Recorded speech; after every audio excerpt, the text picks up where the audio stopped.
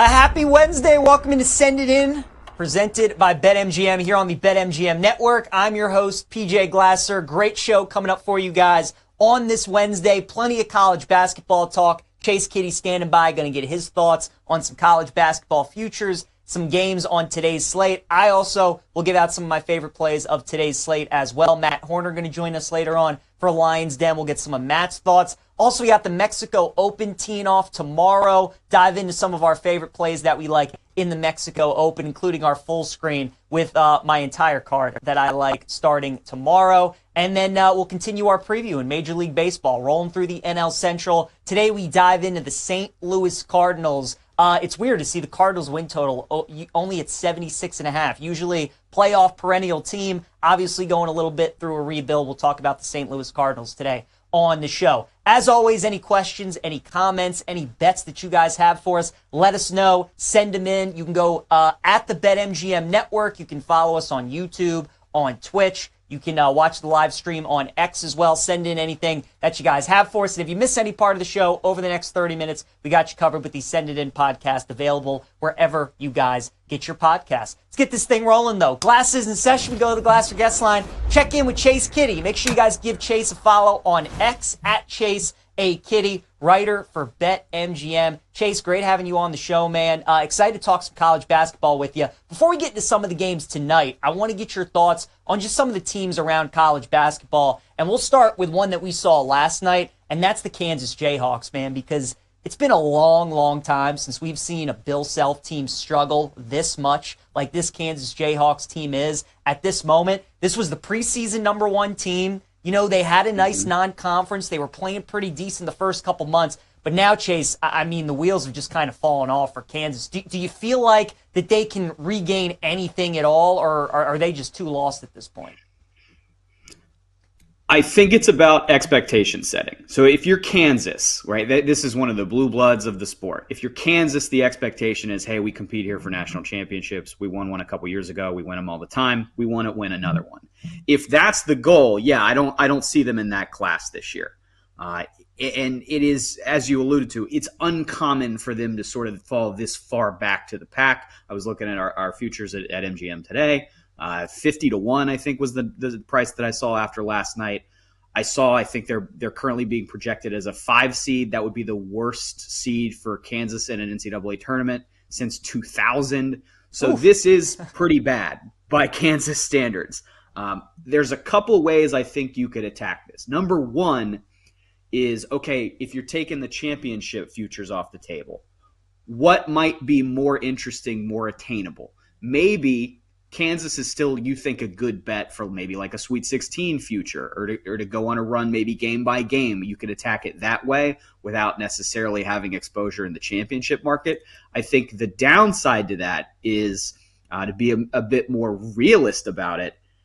Kansas generally goes on nice runs when they're a 1 seed. So I went back and dug up what happens under Bill Self when they're not a 1 seed. They have been a 2 seed or worse 10 times since he became the head coach at Kansas. 3 of those 10 times they made the second weekend of the tournament. 7 of the 10 they crashed out in the first week. So history says, if you're playing the numbers, not only are they not a national title contender at this point, maybe they might get bounced pretty early, and you might not want to dance with the exposure anywhere in the futures market with them altogether. Some really good research and some really good data there on the Kansas Jayhawks. Chase, let's talk about the Big Ten. I feel like this has probably been the most wide open Power 4 conference in college basketball all year. I think if you wanted to tell me Michigan was the best team, I think there's a case. If you wanted to tell me Wisconsin was, if you wanted to tell me maybe Purdue, maybe even Maryland with the way that they're playing, at this point, who would you say is the best team in the Big Ten in your eyes? Yeah, wide open is exactly how I would describe it. I think regular season, right now, you ask me who the best is, I'd probably say Wisconsin. I think they've looked good recently. 14-0 in non-quad 1 games. 7 quad 1 wins is tied for the best mark in the conference, alongside, I think, UCLA, which I had to remind myself is a Big Ten team still. If you're looking at tourney futures, I think I'm more interested maybe in Michigan. I think they profile more as a team that's capable of going on a good run. They also profile more as a team that's capable of getting upset by a lower seed. So kind of pick your poison there. But top 25 adjusted efficiency in both offense and defense. That's one of those things you want to look for when you're thinking about teams that can go on nice runs in March. And 5 of the 6 losses that they have were 1-possession games away from home. They haven't lost a home game yet this year. So I think, if anything, that's a regression candidate and one that profiles well for March. I'll take Wisconsin today. I'll take Michigan next month. All right, let's talk about the undisputed number 1 team in the country at this point. That's the Auburn Tigers, winning on Saturday against Alabama in the battle of number 1 versus number 2. I mean, Chase, they are number 1 in the country. A lot of people feel like they are the team to beat right now in college basketball. There are others that like Duke. People are starting to come around to Houston. Who do you think right now is the team to beat in college basketball? Is it Auburn for you? I think it's pretty hard not to say Auburn. I think they just look the best game to game. They're super polished. The market says Auburn. It's not just the polls that have them number 1. They are the current favorite in BetMGM's futures market. I know Duke has the head-to-head win. I take that seriously. Duke has about 20% of the overall handle at BetMGM, which I also take seriously. Though I do think you have to throw an asterisk in there. They were attracting more preseason attention than a team like Auburn, so that kind of factors into that handle number as well. But when $1 in $5 is spent on Duke, you got to take that seriously, I think.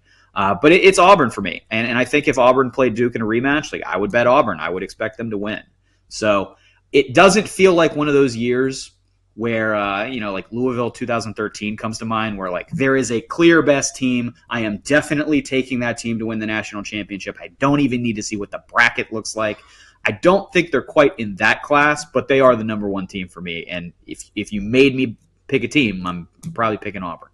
Well, what would you do with their game tonight against Arkansas, right? Certainly is an interesting spot coming off that big win against Alabama. Maybe there's a little bit of a letdown tonight against Arkansas. They're favored by a whole bunch of points, 16.5, high total, 152. Did you do anything in that game tonight? I haven't, but you laid it out exactly how I would play it if I was going to play it. Do you have a market-corrected letdown after a big win over your arch rival Alabama in a game that everybody was talking about because it was this legendary, big, regular season event with the added context of the rivalry? After that, do you get a letdown spot? Even if it's not a quote-unquote letdown, are you now so heavily taxed as a favorite that there is obvious value on the other side? I would go bet against Auburn in the single-game spot because of that, yeah. What about the game of the night, Chase, in Columbia tonight between Alabama and Missouri? Mizzou's a 1-point favorite, another high total because it's an Alabama game, 171.5. Should be a really good game tonight. Any side or total play that you like in this one? I think it is super appropriately priced, and so I don't see a lot of value in going on either side. The total is exactly where I would make it. The spread is the spread money line exactly where I would make it. I could understand the case for betting Missouri here, but it's really like a 51-49 split. So in terms of creating a valuable bet, I don't see a path there. If anything, I'm looking for Alabama futures, maybe grabbing them at a Final Four price or something like that, because I think the system that Nate runs there is just so consistently going to win in March that you want to maybe get a piece of that futures action. Chase, what are some games that you like tonight on the college slate, if any bets that you have? Yeah, I like North Dakota State plus 6.5. They're playing South Dakota State, so a little bit of a rivalry game. They played last month into January. North Dakota State shoots like crap. They shot 23% from behind the arc. Awful interior defense. I think they gave up 70% of made shots inside the arc. So just an abominable game from them in multiple dimensions. And yet they still out-rebounded South Dakota State 36-30. Basketball people, if you're really in the weeds on defensive rebounding percentage and stuff like that, it is very hard to shoot like crap and still out-rebound the other team. So the fact that they did, I think, speaks to a very obvious advantage they have in the game. I want to say on KenPom, they're the number 1 effective field goal shooting team as well. So I think this is a huge regression spot where we get a nice performance out of North Dakota State. The 6.5 points is just gravy. I would also look at them outright in the game. Another one I like, Sunbelt Chase over here. Arkansas State minus 7.5. I think is a number that jumped out at me. This is a battle. South Alabama is the opponent, so this is a battle for first place in the Sun Belt. And you're looking at that thinking, pretty high stakes in this game. Why is one team favored by 7.5 if they're tied atop the standings?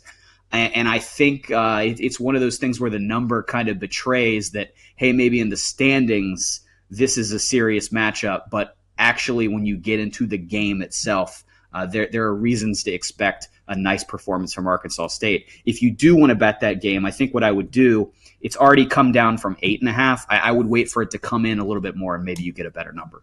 I like it, Chase. Yeah, college basketball casuals should learn the name Brian Hodgson, the head coach of Arkansas State. He did just sign an extension, but really good coach there for the Red Wolves. Chase Kiddy joining us here on Send It In. Make sure you guys give Chase a follow on X at Chase A. Kiddy, writer for BetMGM. Looking forward to having him on a bunch here over the next couple months, leaning in to March Madness. Chase, great having you on, sir. Good luck to you tonight. Thanks, Peej. You got it, pal. All right, talk to you soon. Let's keep it rolling here on Send It In.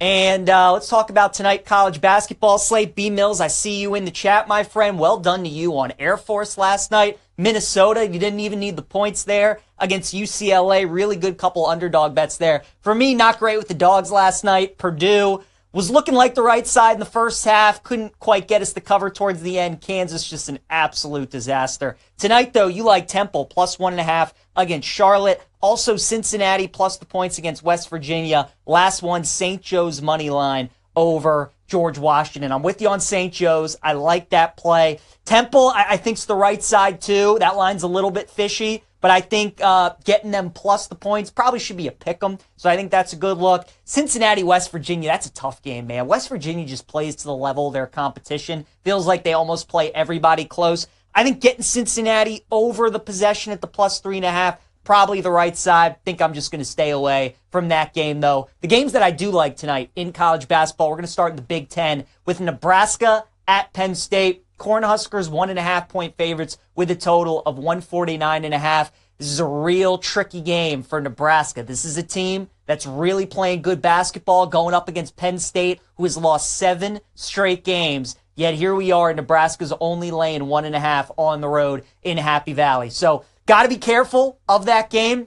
I like Penn State plus the 1.5. I think they win it outright. Nebraska has played well as of late. They've played some of the bottom teams in the Big Ten, though. They have won a couple games on the road at Minnesota, at Northwestern. They were down by 20, though, in the second half and then came all the way back to beat Northwestern. So a little bit misleading with some of their scores. I think this is going to be a close game tonight. It's going to be probably low scoring too, but I'll take Penn State. Find a way to win the game. Then we got Vanderbilt taking on Kentucky tonight in Lexington at Rupp Arena. Wildcats 4.5-point favorites with a total of 162.5. This is also an interesting game because of the injury report for Kentucky. If you've kind of been following along with this Kentucky team, you know they're dealing with some injuries to the point guard position. Tonight they're going to be without their top 2 point guards in Lamont Butler and Jackson Robinson. Now, these two guys didn't play against Texas, and they were able to lose by 4 at Austin. They still scored 78 points in that game. They also didn't have those two guys for the final 10 minutes against Tennessee. So Kentucky has been playing a little bit without Butler and Robinson. I think they're used to it by now. And the fact that they're going up against the Vanderbilt team that's number 79th in defense, according to Ken Pom, they're not elite on defense. I don't think they're going to miss having their 2 point guards in this game as opposed to like if they were going up against a really good defensive team. So I think we're getting a nice buy low spot here on Kentucky, missing some of their injured players. I'll take the Cats minus 4.5 tonight against Vanderbilt. Then we got a game in the Big East, Providence taking on Georgetown tonight. Hoyas are 2.5-point favorites with the total of 142.5. Now, technically, this is a home game for Georgetown, but because they play at Capital One Arena, home of the Wizards, it's technically like it's what's the word I'm looking for? It's neutral site game between those two teams. So even though it's in D.C., Georgetown probably should be like -1. I think -2.5 is a little bit too high. I like Providence in the game. There are some threes out there if you can get the Friars. But with this being really a neutral site, even though it's in D.C., there's not much of a home crowd advantage for Georgetown. I'll take Providence plus the 3 against the Hoyas. Then we got SMU taking on Notre Dame. SMU -1.5 with the total of 145.5. I like Notre Dame in this game. If you were watching their last game against Louisville, head coach Micah Shrewsbury called out his fan base. He called out Notre Dame fans because there was a lot of Louisville fans in that crowd. They were making a lot of noise. I think the fan base responds tonight. I think they show up. I think they cheer loud, give Notre Dame a nice little home court advantage. SMU's squarely on the bubble. They need this win, but I think Notre Dame's going to win the game. I'd take them plus 1.5. I'd take them on the money line as well. Then another tricky game in the Big Ten tonight with Oregon taking on Iowa. The Ducks are 1.5-point favorites on the road tonight in Iowa City with a total of 159.5. I like Oregon in this game. I just think Oregon, point blank, is better. Iowa's no good on defense. They never are under Fran McCaffrey. And Oregon, look, it's been tough for these West Coast schools, man, that have to go to the East Coast, Midwest consistently, all this type of travel. I think Oregon's starting to get acclimated to it a little better, though. And even though they've really struggled on the road this year in Big Ten play, I think this is a good spot for them going up against Iowa. So should be a high-scoring game. You know, whenever you get these games where the point spread is close and the totals are high, I like taking that short point spread at minus 1.5. So I'll take Oregon, but look to live bet that game. Arkansas and Auburn, I was talking about it with Chase. It would only be Arkansas plus the points for me if I had to bet it, right? Auburn's coming off the game of the year. They beat their arch rival. Now they come home as 16.5-point favorites. It's a big number. Arkansas, the problem with them, though, is that they do not shoot the three-pointer well. And if you want to have any chance hanging around with Auburn, you better be able to knock down some three-pointers like Florida did when they upset Auburn a couple weeks ago. So I like the under in the game at 152.5. I don't think Auburn's going to score in like the 90s or the hundreds in this game. I think they probably score like 81, 82. I think Arkansas gets in like the low 60s. Feels like an 81-62 kind of game to me. So I like under 152.5. I think Arkansas is going to have a tough time scoring tonight against that Auburn defense. And then finally, game of the night in Columbia. We got number 4 Alabama, number 15 Missouri. Mizzou 1.5-point favorites with the total of 171.5.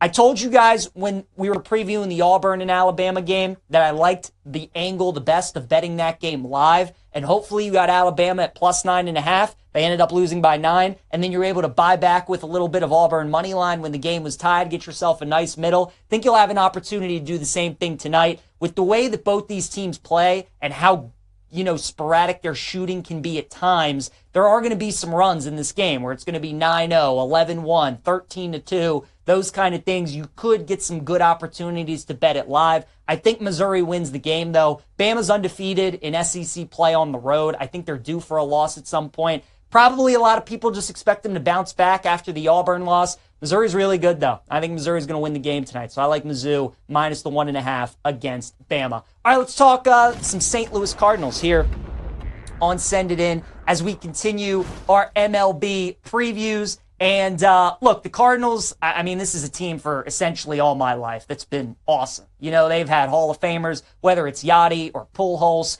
or Chris Carpenter, Adam Wainwright, whatever it may be. They have guys that have been in that organization for a long time, and now it's kind of that new wave of players, and they're looking for kind of those new guys that they can build around. So their roster is a mixture of some veterans, but also a lot of young players, especially in their lineup, that they're counting on to really take that next step for them this season. The one guy they do have who was really good for them last year is going to be Sonny Gray. He's the frontline starter, their pitching rotation. They also got Eric Fetty, who came over from the White Sox midseason in a trade. Then they have Miles Mikolas as well to round out their top 3. They have one of the best closers in the National League, and Ryan Helsley as well, so that will definitely help them on the back end. But the lineup, as I mentioned, they need a big year out of Wilson Contreras. They need a big year after Nolan Arenado. Paul Goldschmidt moves on to the Yankees. But they're relying on a lot of these young guys. Jordan Walker was a massive prospect, and it hasn't worked out really so far for St. Louis. He's getting another stint to try and prove that he can be an everyday major league player, so they need a big season out of him. They need Lars Nootbaar to have another good year. They need Alec Burleson to produce as well. There's a lot of what-ifs, and there's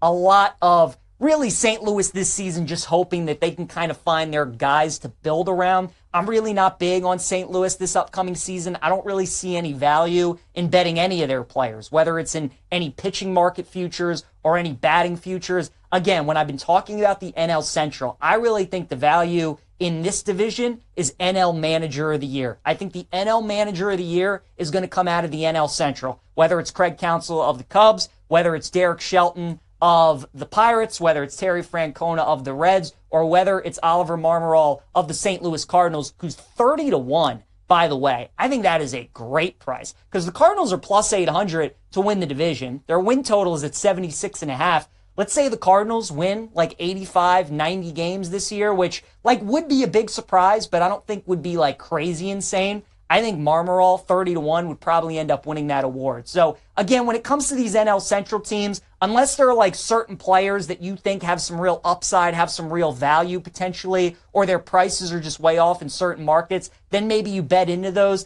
But I think Manager of the Year, when it comes to NL Central, is really the market that I would look at. You're getting a really good price here with Marmol to win NL Manager of the Year at 30-1. So I like that look for St. Louis. I worry about the win total at 76.5, just because if they don't have a good first half of the season, I would look at this team to be sellers at the trade deadline, right? Probably going to shop around Sonny Gray maybe, probably shop around Nolan Arenado. I know Wilson Contreras has some years left on his deal, but maybe they listen to offers for him.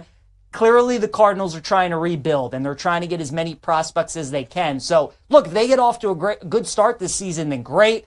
Chances are they probably don't, and then in the second half they start to fade. So that's why I would just take the upside and the high price with Marmol to win NL Manager of the Year, and that's what I like for the St. Louis Cardinals. All right, let's talk a little golf. Golfing with Glasser. We're out in Mexico this weekend. Bring on my guy Shawnee Sharp, and we'll talk about some of the bets that we like this week at the Mexico Open. Sean, what's the first one we got? Yeah, Peach, the first one we got here is Patrick Rogers, first-round leader at 35-1. I like that bet with Patrick Rogers. We talked about it yesterday. He's played here all 3 years that they've played at this course. He's finished in the top 10 all 3 times. And look, he was tied for third last week at the Genesis Invitational. He's in great form.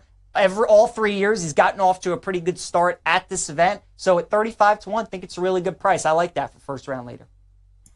All right, next one we got here is Harry Hall, plus 160, or Nikolai Holgaard, plus 188, top 20 finish. Yeah, we'll go with Højgaard at plus 188. The Højgaard brothers, Rasmus and Nikolai, are both guys that I would watch out for this week. Both guys can really bomb it, and both guys are young kind of stars in the game of golf. Nikolai, not quite as good yet as Rasmus, but he's got a lot of game. He's one of the longer hitters on tour, and as we've talked about yesterday, and we were previewing this event, driving distance. It's a bomber's paradise this week in Mexico. That's usually the name of the game, so I'll go with Højgaard top 20 at plus 188. All right, next, who would you pick to miss the cut? Kurt Kitayama at plus 275 or Aaron Rai at plus 250? Yeah, let's go with Aaron Rai at plus 250. I like Aaron Rai on difficult golf courses where it's going to be windy, where conditions are going to be tough. I don't like Aaron Rai at courses where there's no real penalty if you drive it off the fairway, or it's not really tough to get it up and down from off the green. This course just doesn't really suit Aaron Rai's strengths and where he can gain strokes on the field. So I would bet him to miss the cut at plus 250. All right, how about a first round special here for Akshay Bhatia? Bogey free round at 7-1 or make an eagle at plus 550. Yeah, so we do have 3 par 5s on the course this week. We also have a drivable par 4 as well. So you figure he gives himself 4 chances potentially at making eagle. I kind of like the bogey free round though at plus 700. Akshay's the favorite this week, rightfully so. He's the best player in the field. And again, this course isn't overly difficult. I think there's a chance that he might not make bogey tomorrow. So I would go with that one, Sean, at 7-1. All right, next I'll finish you up here with 2 top placement finishes here. Carson Young at plus 550 or Aldrich Pottinger at 5-1 to finish top 10.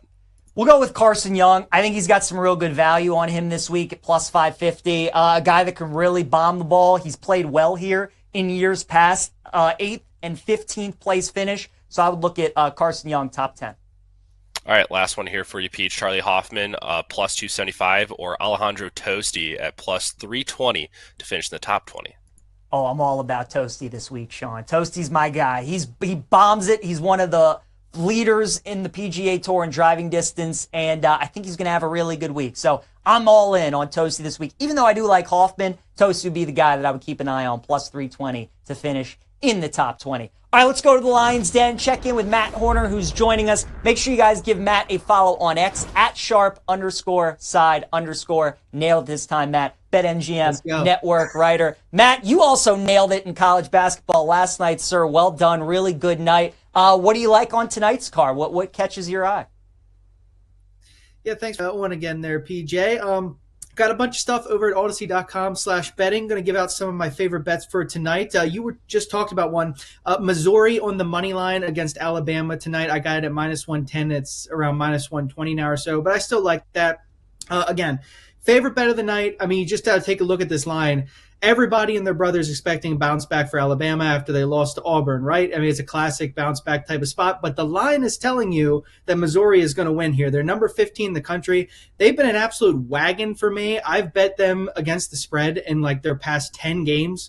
They're 8-2 against the spread in their last 10 games. They've been a covering machine, and I think they get the outright win here tonight. So I took them on the money line against Alabama. Another game we're looking at, Penn State +1.5 against Nebraska tonight. Again, super fishy line here. Cornhuskers are 17-9 on the season. They've won and covered in 4 of their last 5 games. So why is this game a pick'em against Penn State, who straight up is 1-9 in their last 10 games and has not covered for like ages? Their last 5 games, they haven't covered a single spread. Every square in the universe going to be on the Cornhuskers. Me, I'm going to be on Penn State here to get a win and cover this +1.5. And then a game nobody really is talking about or cares about, St. Joseph's tonight on the money line against George Washington. The Hawks coming off a heartbreaking 1-point loss against George Mason. Meanwhile, the Colonials, big upset win over Davidson in their last matchup. George Washington, 17-9 on the season. They're at home off that win. Now they're underdogs to a 15-10 team off a loss. Why is that? Probably because the Hawks are going to win on the road. So give me St. Joseph's on the money line against George Washington. All right, there you go. Yeah, our guy B Mills was talking about that St. Joe's game as well. I'm staying away if I had to bet it, though. I think you guys are on the right side there. Matt, you brought up one of the Big Ten games tonight, Penn State, Nebraska. This league is wide open this year, man. In about like 40 seconds, who do you think's the best team right now? Who do you like in the Big Ten? Oh, right now, I mean, it's got to be Wisconsin, right? I mean, they just beat Illini last night, which was really sad. It was a prime upset spot for them, Illinois, to upset Wisconsin, but they avoided it. Props to them. They scored 90-something points. Their offense is fantastic, ranked 6th on KenPom in offense, ranked 7th overall right now. People overlook them because they lost A.J. Storr, but this is a team that's just churning on all cylinders. Clearly the best team in the Big Ten right now, but I like Michigan State a lot, too. They have a great defense, ranked 14th on KenPom, so look out for them. Very good. And then, Matt, before we let you go in about 30 seconds, second half of the NBA season starts tonight. Did you do anything in Lakers or Hornets, or is there a team that you're looking out for in the second half of the NBA season? Yeah, I'm not a huge NBA bettor. That's mostly for Dan Karpuk over here with us. But I do bet some futures in the NBA. One I placed on preseason and I did give out on site was Oklahoma City at +750. That's looking great for me right now. I mean, SGA is a monster. Jalen Williams has improved. They have 6 guys who average double digits. They've been fantastic. I know it's like +250 now, so the value's kind of sucked out. But I really think the Thunder have a great chance at winning the title. All right, there you go. Matt Horner joining us here during the Lions Den. Make sure you give Matt a follow on X at @sharp_side_BetMGM network writer. Does great work for us here at the BetMGM network. Matt, good luck tonight, sir. We'll talk to you tomorrow. Sure. Thanks, BJ. You got it. All right, guys, time to get into our best bets of the day. We will start with my prop lock, a player prop that I really like today in Kentucky and Vanderbilt. That's going to be Amari Williams, over 21.5 points. For Kentucky, over 21.5 points and rebounds. I like combining those two things. Again, Kentucky's without their top 2 point guards, so they're going to need Owe to step up, and they're going to need Amari Williams to step up as well. So I like his over points and rebounds tonight against Vandy. Dog of the day, give me Penn State plus the 1.5 against Nebraska. That is a stinky line. And then my best bet, I like Missouri, -120 on the money line. Get the job done against Bama. It's going to be a really good game. Missouri's for real, though, guys. I think they win that game tonight against the Tide. Thanks again to Chase Kiddy, Matt Horner for joining us today on the show. I'm going to be on BetMGM tonight later with Ryan Horvat. I'll see you guys then. I'll see you tomorrow for some more Send It In.